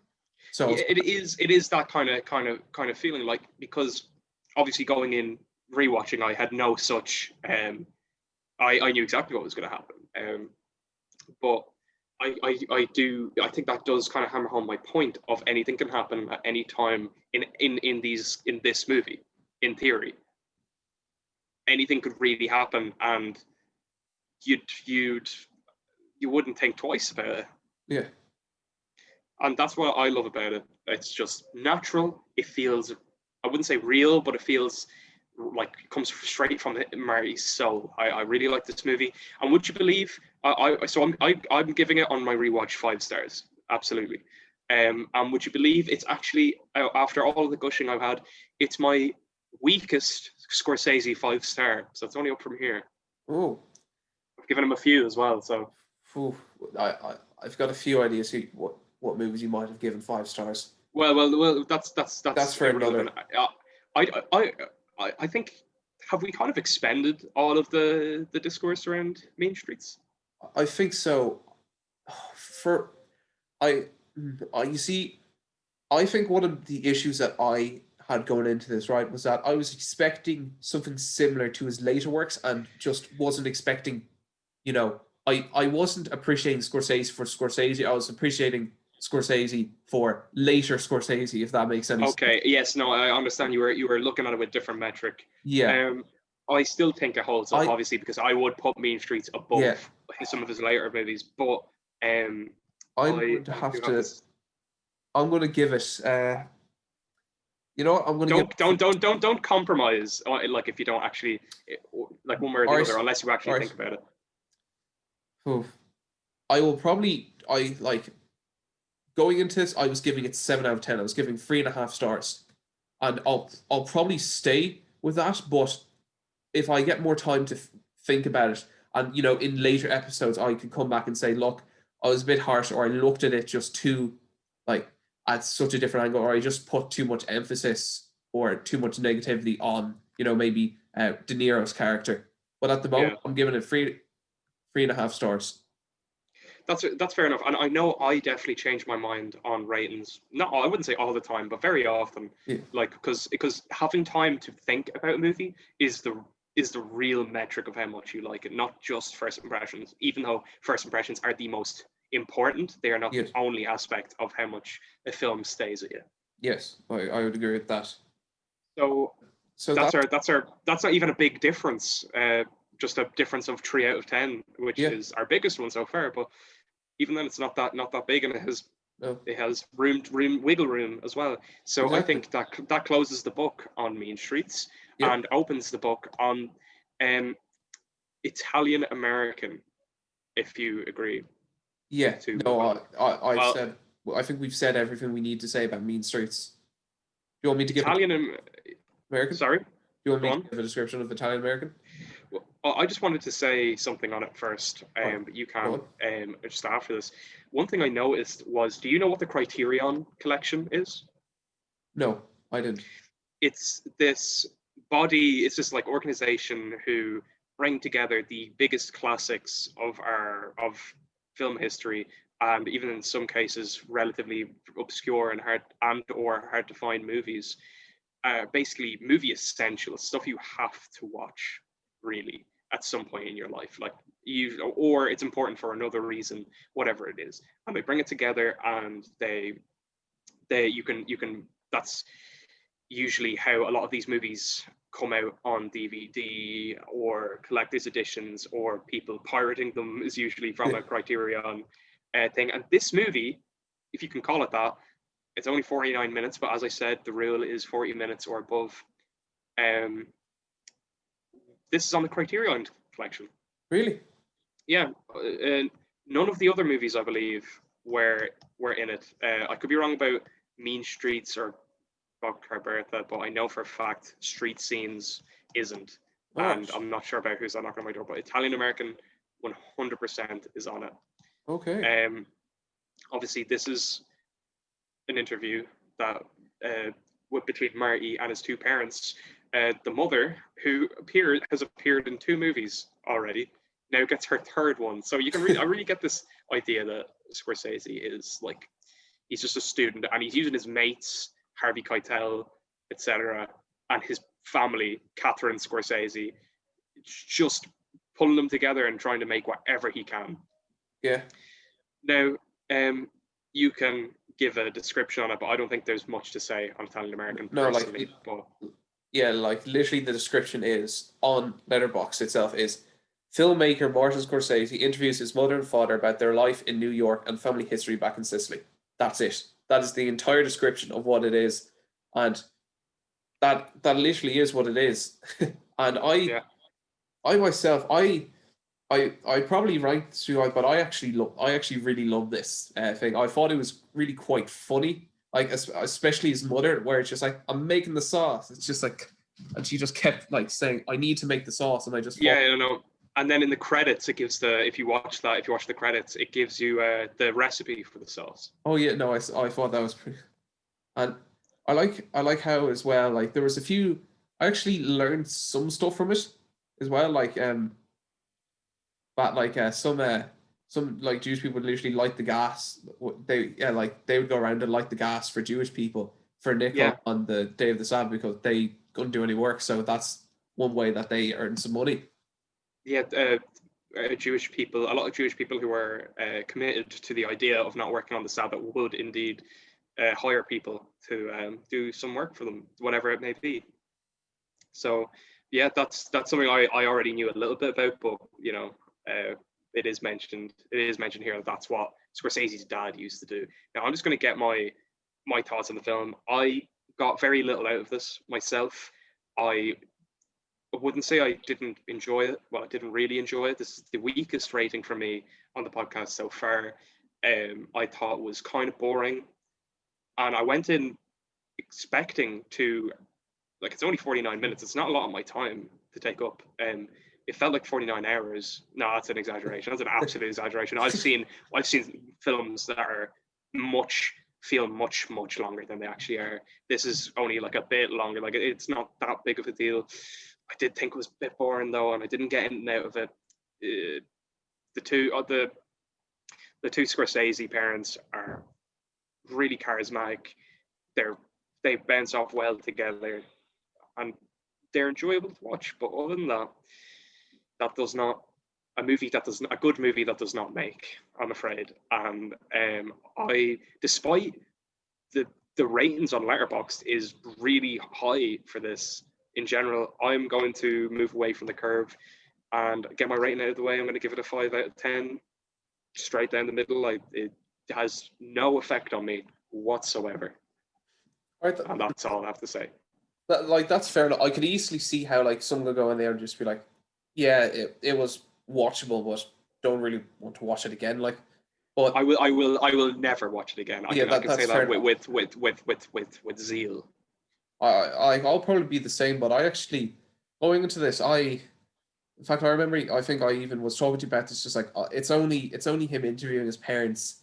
We did not skip this and, you know, do the next one on the list, which is Taxi Driver, which I was like, oh, come on. But we were like, no, anything over 40 minutes is Italian-American. Yeah. I went in, I had very low expectations for this, and I actually really enjoyed it. Like, I thought it was very good, like, show of their, like, how family oriented that they were, and also the stories about how the Italian-Americans and like the Irish coming over here at first, a bit of like they didn't gel together, but then eventually like it would be like doors open and be like, oh, if you didn't like the food that your mom was cooking, you'd be able to go downstairs and just eat out with any other family, which I thought was like, I thought that opened up a bit. And then as well, something else is that the petty thieves is that they're called for the kids, whereas like the kids would like they said, it's just what kids do, it's just kid stuff, just run up stealing, and then like the guy chasing after him, some like comically guy just run after them, then they would go back and steal more.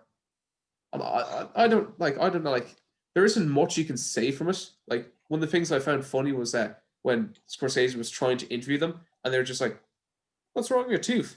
And they just kept pointing Yeah. at the tooth. And I thought that was one, just like, get that check, because like even though they were supposed to like be doing an interview, they just became the like parent figures that they were, and just like, yeah, you should get checked. And I left a review on this because there was only like one thing that I thought about it, and it literally just felt like you're having almost like dinner, with the grandparents. You're just over. It was just a nice little chat. You learned a bit. I liked it, and looking at it, like the rating that I have given it, the reason I was thinking for Mean Streets bumping it up to 4 stars was that I rated these like after one another without any context of the other films, like even thinking about that, like where I'd put it in relations to it.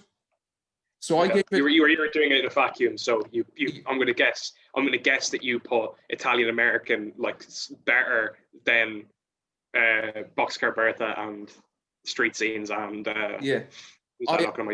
I gave it the exact same. I gave it a 3 out of 5, like a 3 out of 5 stars, and that's obviously the same as I would have given Mean Street, except I think this is like a very weak 3.5 stars. Like I'm giving it that because I think 7 out of 10 for this. I know that's falling more in line with what the rest of Letterboxd has given it, but I don't fully. I can't get behind that myself. that's fair enough. Like I can see how someone would just look into it just like, this is boring, but I felt almost as if I almost had like seat at that table. It was really quite, I think, interactive almost myself. But I thought it was like almost like a podcast, really. Yeah, well, that's a bit meta. Well, I've nothing else. I've nothing else to say on this movie, and it's actually kind of drained me talking about it because I felt nothing with this movie. All right, that's fair enough. Like 3.5 stars. It's a very weak 3.5 stars, and Mean Streets is a very, very, very strong 3.5 stars. Just before anyone tries to fucking kill me, but yeah, I will.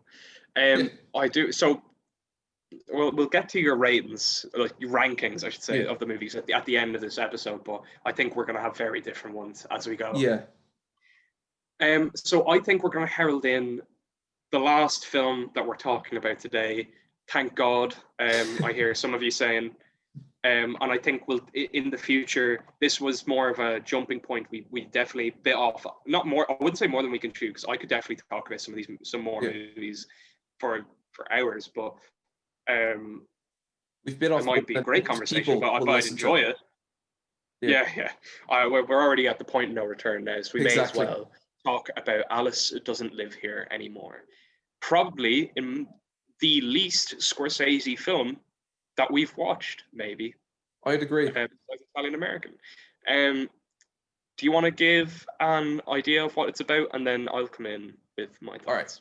So it's essentially kind of described as dramedy, really, by Martin Scorsese, which you don't really associate him with, but it stars Ellen Burstyn as kind of a widow who travels with her preteen son across the southwestern United States in search of a better life after her husband tragically dies at the very beginning. So you said he doesn't really do dramedies.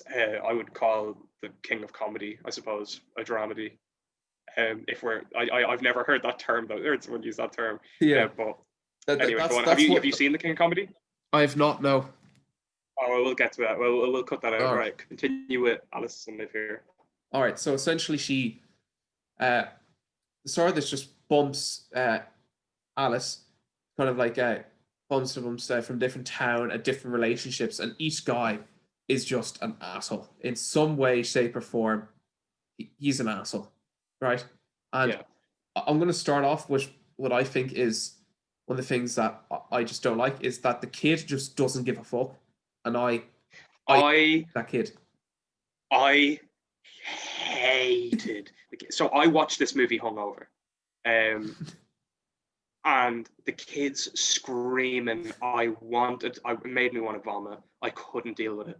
It was horrific. Now, to be fair, right? The kid, I will die on this hill and say the kid is not funny. He was a little fucking prick.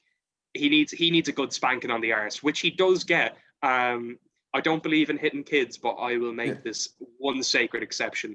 I think he needs a bit of bullying to get him in line. Little fucking. This was the first time I've ever clapped for child abuse in a film.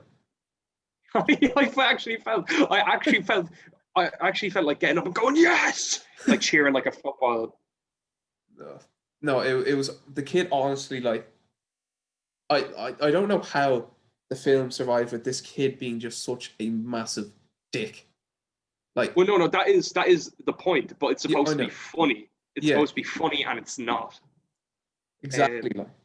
However, when the film was serious and showed like the nicer side of the relationship between the mother and the kid, I thought that was really well done, and I felt like it was earned because that little prick puts the mother through so much turmoil that when there's a genuine emotional moment, I think it hits, and it hits well. Yeah.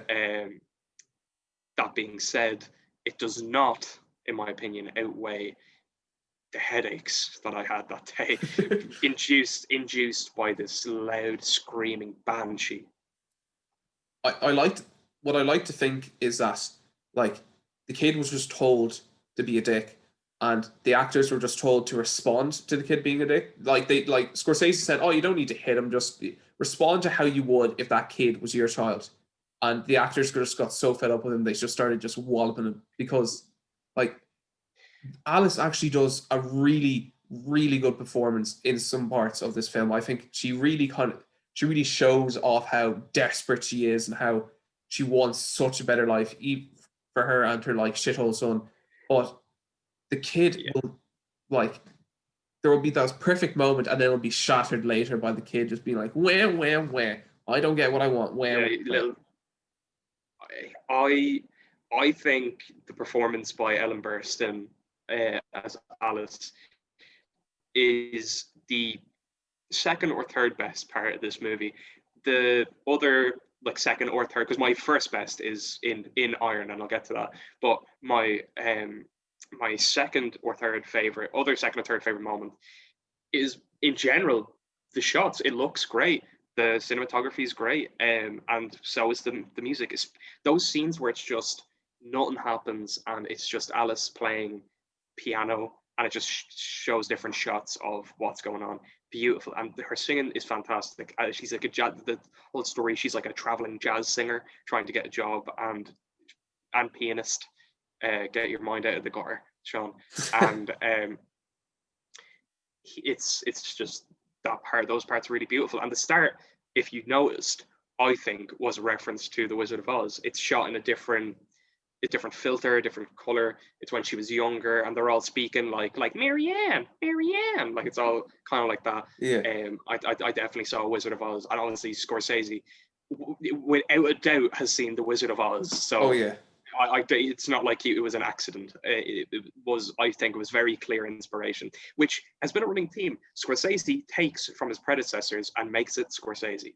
Yeah, no, I'd agree with that. Like, I immediately thought The Wizard of Oz when she was just there, but you can immediately tell it was completely different when she was just like, "Who gives a shit?" or whatever she says. Where she fucking curses, and you're like, "Oh yeah, this is the kind of movie that we're going to be going into." Actually, my favorite character in this, you know, the other waiter at the last diner, like, she starts working as a waiter. The Hun is what I'm going to say, because it's about all she says. I can't remember one of the lines was just something like that, like, "She's new, so if you want to be touching anyone's ass, touch mine," or something like that. The relationship between her and Alice felt real. Yes. It felt real. It was really well done. What didn't really feel real was Chris Christopherson's character, who's the last man who she gets involved with. Spoiler alert. And it doesn't work out because he's a megalomaniac. Emphasis on the maniac. Yeah. But he is the best part of this movie that I didn't mention because he fucking hits the kid and he deserves it. And that's the best part of the movie. But the actual best part of this movie is the sort of, I think it's the second guy, and it's Harvey Keitel again, believe it or not. Harvey Keitel plays in this movie an absolute fucking psychopath, and he is so good in this movie. He came on. He must have been coked out of it. He had the energy of Titans. He had the energy of 100 ADHD kids on this movie. Well, I actually think that this movie would have been up there for me anyway with Mean Streets if they had scratched, if they taken Chris Christopherson. Yeah, Chris Christopherson, and just had him just as kind of like a more slowly building maniac. Oh, like kind of like Rebecca. If you've ever seen yes. Wait, have you seen the original or have you watched the Netflix one? I believe it was the Netflix one. Oh Jesus Christ! With Armie Hammer and Lily James. Gee, man, watch the original. I don't normally like. I watched that the other day, and we can talk about that another time if we ever talk about the director Ben Wheatley, because he's worth a watch. That movie sucked. The original won Best Picture in 1940, and the main dude, it's by Alfred Hitchcock. The main dude is Laurence Olivier, played by Laurence Olivier. So much better. They murdered it. They murdered it and pissed on its grave. It was horrible. It was just not a good film. Anyway, getting similar Alice. Vibes to just before we get back to Alice, getting similar. Oh, sorry. A certain opinion on one of our certain opinions friends on King Kong with. No, don't even mention that. That's because I know no one in the world is going to get that joke. No. But long story short, it was an in-joke in another podcast. Don't worry about it. I hope it never comes back. And if it does, I'm going to kick his ass. You know who you are. I'm going to kick your ass in a King Kong debate. Fuck King Kong 2005. And that's the last we'll hear about it. For now, anyway. Until Peter Jackson. Did you spot the Marty Scorsese cameo in this movie? I did. I did not know. I did, and I looked it up to see if it was him. He was in. I thought it was him, and it is, according to one article I looked at. I didn't look at multiple ones, so I don't know if this article was just being a little bit of a manic one and just came up with this by itself, but I assume not. But he's in the diner in the background, just having a meal at in one or two of the scenes. And that's it. Also, apparently Laura Dern was in this movie and had a cameo in this movie. Laura Dern, where being a fantastic actress. Exactly. Where indeed? Where? I only noticed it when I was exactly. I have no idea. She was girl eating ice cream. And why couldn't she have been in this more? Like, feck everyone else. She's able to like get her in. No, I'm gonna be honest. Where we've been critical outside of the kid, I think we've been a bit overly critical because the movie works. It's fine. It's good. It's better than some of the movies we've been talking about by a good bit. And the ending, spoilers alert, is Alice is alone after everything.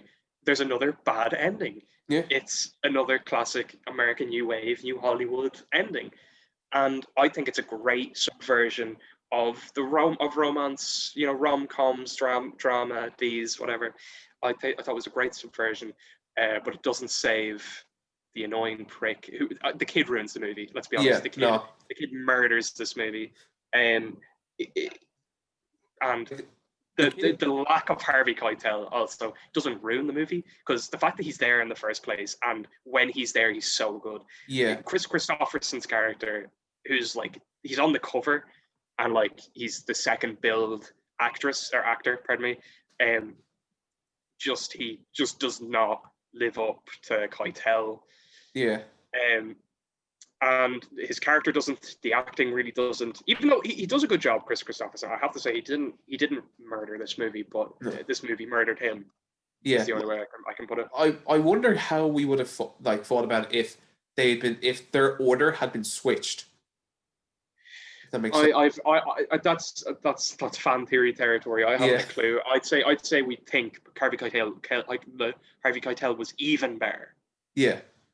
I would say, but I think that's kind of my only real points on this movie. I have to say, like, it's maybe I like it better than some of these movies that we talk about because it's just slightly above average, but slightly above average is better than some of the movies we've watched. But I think I'm fairly confident in my rating of a 7 out of 10, a decent to light 7 out of 10 for Alice Doesn't Live Here Anymore, which is a great title, by the way, but it's never said Alice Doesn't Live Here Anymore. At least I didn't notice it. I thought it sounds like such an artsy, like, or an emotional title. It just is never touched upon, and I don't think it has anything to do with the movie besides the fact that she's like a nomad. I guess she moves from town to town, and the main character's name is Alice. That's about it. Alice in Wonderland. I didn't even notice that. Alice in Wonderland. Wait, no, Wizard of Oz. What the fuck? Yeah, okay, I thought that. No, sorry. I for 1 second there, I thought Alice in Wonderland and Wizard of the Oz was Wizard of the Oz. I am. That my head's fried. Wizard of Oz and Alice in Wonderland were the same thing. That was beyond retarded. That was just stupid. For a second, I thought you were making actual, like, just a massive revelation. I was like, holy shit! And then I was like, wait, no. Wonderland? Like what? No, it's just not the same at all. Oh. And I think that is a good place to stop talking about Alice in Wonderland. Fuck's sake, Alice Doesn't Live Here Anymore. Once we hear your anything else you have to say on it. And you're right. Yeah, essentially, in just to summarize it, great movie with great parts. The kid fucks it something royally, but I think I've given it 3 stars as well, just because. I gave it 3.5. No. Yeah. You said as well. Oh, as well. Sorry.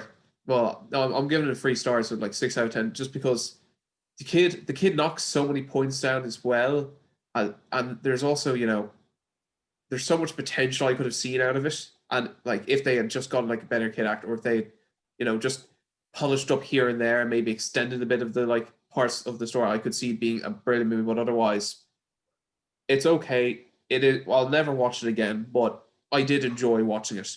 It was. I feel like I could put it on in the background if I was doing something and not actually watch it. It's a movie. I have the same feeling with Mean Streets, where you could just put it on a TV and work and not really listen to it. The only thing again is the screeching of the little prick. Yeah. Honest to God, I'm gonna look up and see has he done anything? Has he done anything since? No, he hasn't. Not really. Thank Christ. He learned his lesson. Thanks. So is that the last of what we have to talk about?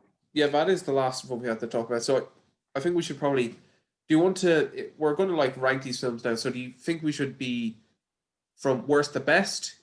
Worst to best, and I think we'll update our ratings of the movies every time we talk about Martin Scorsese. Yeah. So I'll go first.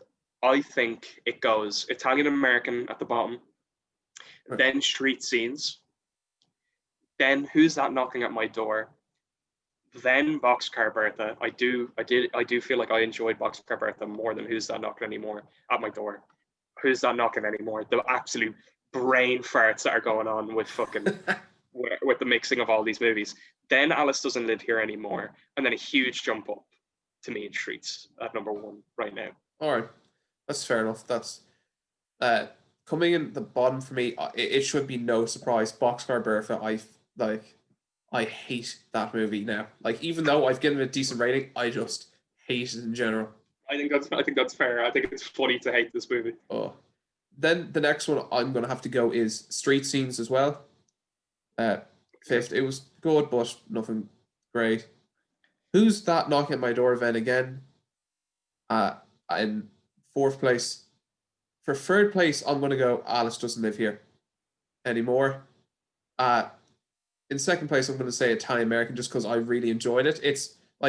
You can always... That is frying my head. That is frying my head. I don't know how you could put that above any of those movies, but I'll accept it, but I don't get it. And number 1, I think, it does. It has to be Mean Street. I think as even though I do have like one or two issues at it that might be justified or unjustified, it still is undoubtedly the best film here. I'm nearly certain. I think anyone could agree with that.